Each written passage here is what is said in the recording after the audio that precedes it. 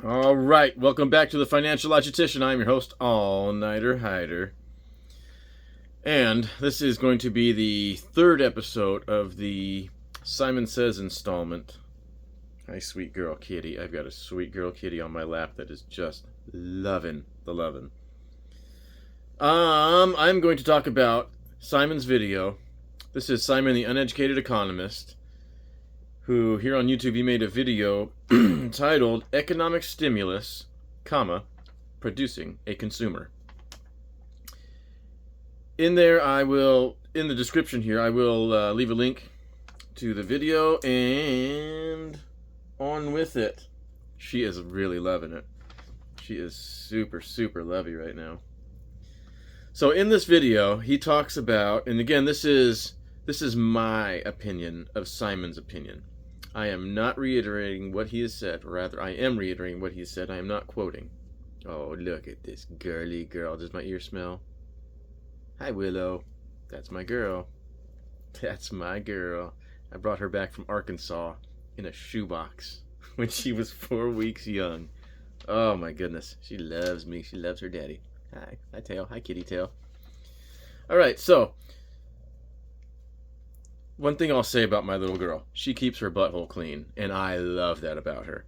She has done it several times on my carpet where she drags her butt. Whatever. I don't appreciate that, but I do appreciate her ambition. So, after that, Simon he starts his video talking about rumors of another economic stimulus. He has linked in his video articles. This is funny. I love it. I'm getting my neck kitty tail dusted. He has links to articles in his video that he talks about are selling the package as positive for low-income earners, wage earners.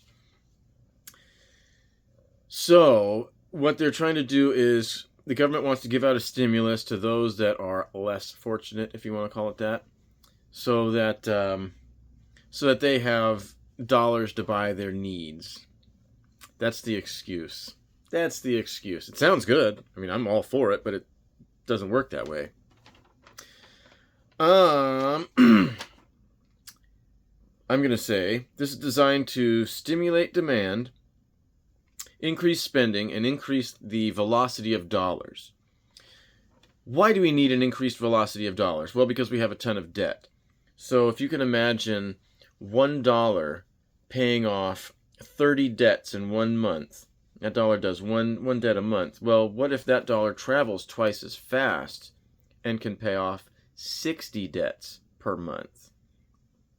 That's the velocity of dollars. I want to say the velocity of money, but it's really the velocity of dollars, because dollars are not money. Money extinguishes debt. Dollars are the creation of debt. So dollars are currency. Getting back on topic. Sweet girl, that's making it very difficult to read my very difficult to read notes. You're making this video longer, and people don't want to see that. Okay, and your teeth are freaking sharp. Let's see. This is... Get out of here. Okay, so the stimulus package is the new tool to stimulate demand.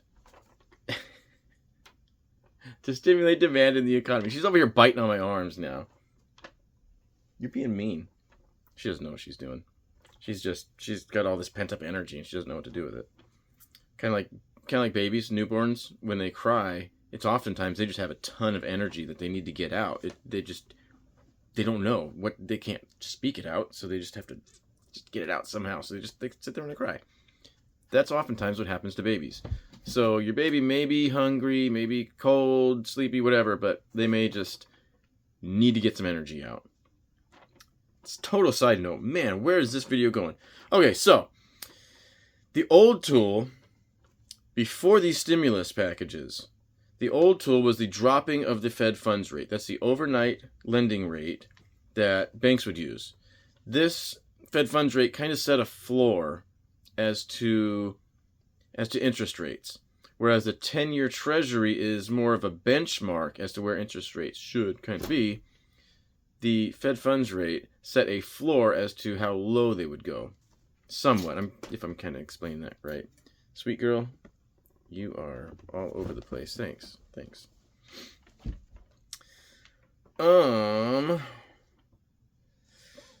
Someone follow this. This made it easier to borrow and consume. Oh, yes. So, with a lower interest rate, people, corporations, everybody can go and borrow easier and then spend that money into the economy, therefore creating higher velocity of dollars.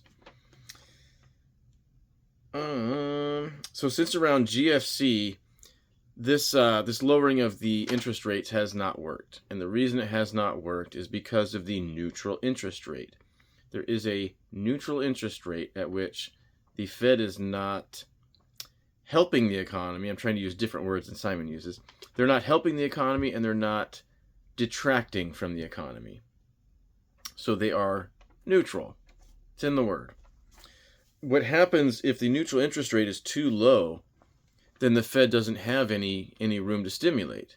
So if, say, the interest rate is at, let's just say 10%, they have maybe, let's say, 8% that they can drop that Fed funds rate. 8% is a lot of dropping, and they can stimulate the economy. Could have stimulated the economy. But if the neutral interest rate is, or rather, if the interest rate is already at 2%, well, then they only have another 2% to drop before they get to 0%. And then it's over. It's game over. If you go into negative, that's when consumers that are trying to hold some kind of savings have to pay the bank to hold their savings there. It already works like that with fees and all this garbage. So we don't need an actual negative interest rate. That's not good. Banks would love it. Consumers would not.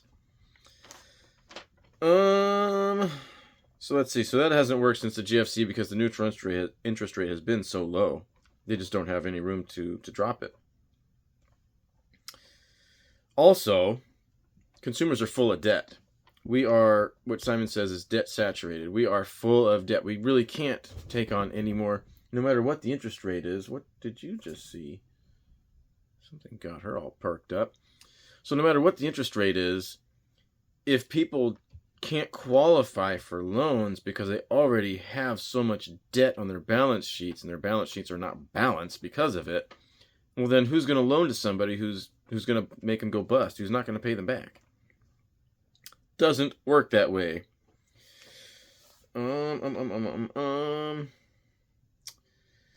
Simon also goes on to talk about we are a consumer-based economy. We were a production-based economy, where we would produce the things that everyone else in the world would consume. It's now the opposite, where we consume everything else that the world produces.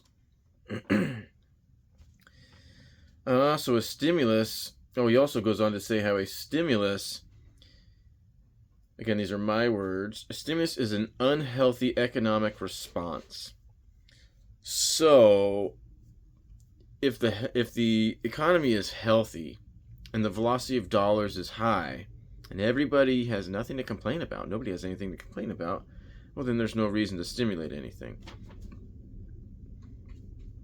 But the reason they're throwing this out there is they're trying to say, oh yeah, we got a great economy, but there's these guys over here that aren't making so much. So we're going to throw out the stimulus package so that they can get caught up.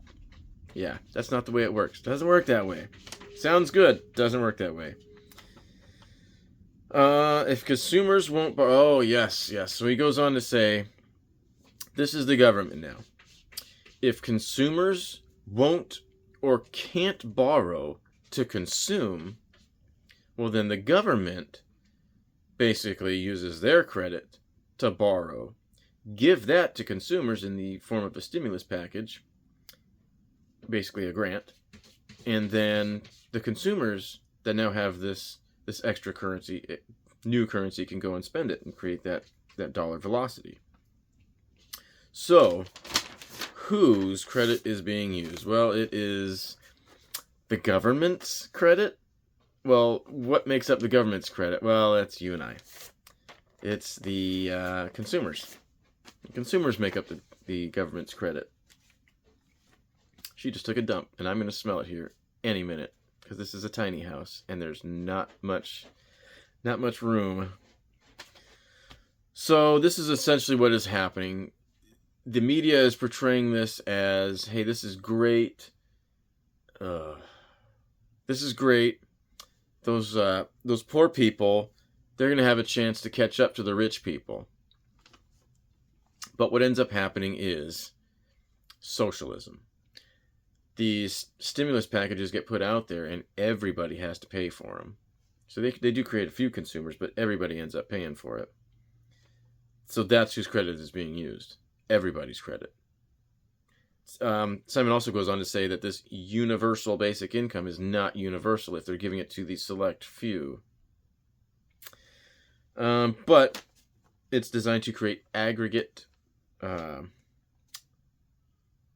demand. So, yeah, they say, yeah, we're giving it to these poor people, but everybody's going to be using this stuff.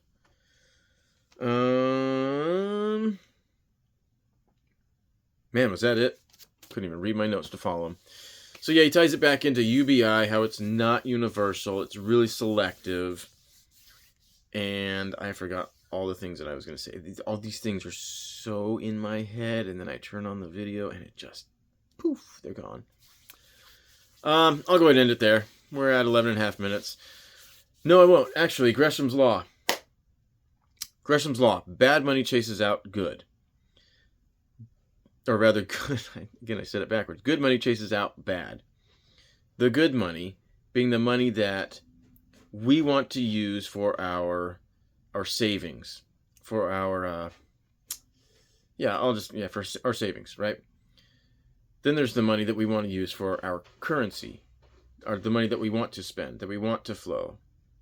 So there's these two different, I'll just call them both monies, two different monies, right? Well, which one's good and which one's bad? It's kind of a perspective thing. The bad would be the one that you want to circulate, right? The bad is the one that I want to hand off. If you're going to take it, here's the bad one.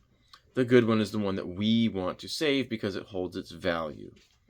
These are two different aspects of two different monies, though. One money holds its value and is not a good circulatory money.